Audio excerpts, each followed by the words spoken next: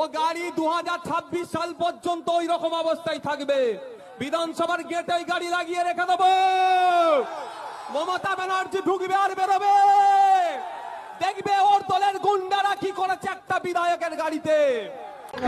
এটা হচ্ছে এমএলএ নওশাদ সিদ্দিকীর গাড়ি। আর আজকে আমি আপনাদেরকে একটা জিনিস দেখাবো, সেটা হচ্ছে 2021 সালে যে নওশাদ সিদ্দিকীর যে গাড়িটা যে ভেঙে দেওয়া হয়েছিল, সামনে দেখতে পাচ্ছেন, যে বলেছিল যে নওশাদ সিদ্দিকী যে 2026 পর্যন্ত এই গাড়িটা আমি রেখে দেবো এইভাবে, আর বিধানসভা গেটের সামনে আমি দেখাবো। তো দেখুন, আমি একটা জিনিস এই গাড়িটা দেখে অবাক হচ্ছি যে এই গাড়ির যে ড্রাইভারটা যে কতটা তার মানে অসুবিধা, যে সামনে দেখতে দেখুন, যে একটা ড্রাইভার সামনে কিছু না দেখলে গাড়িটা চালাবে কি করে। কিন্তু এখনো পর্যন্ত সেই অবস্থাতেই দেখছি যে সেই কাজটা যেভাবে ভাঙা ছিল সেইভাবেই রাখা আছে। তো আমি শুধু এই জিনিসটা আপনাকে দেখানোর জন্য আজকে আমি ভিডিওটা করতে বাধ্য হচ্ছি, যে মানে যেটা বলে মানে সেটাই করে, সেটাই আর কি বলতে চেয়েছি।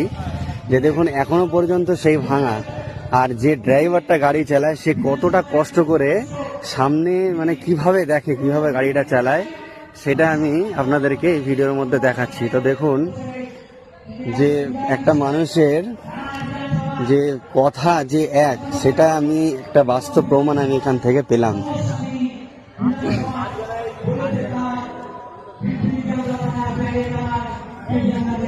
দেখুন ওইটা হচ্ছে বসার সিট, আর ঠিক এই জায়গাটায়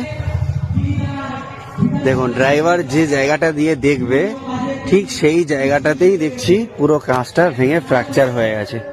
আর সেই অবস্থাতেই কিন্তু 2021 সাল থেকে আজ 2025 সাল পর্যন্ত এখনো পর্যন্ত এই অবস্থাতেই আছে। জানি না, হয়তো 2026 সাল পর্যন্ত হয়তো এইভাবেই থাকতে পারে।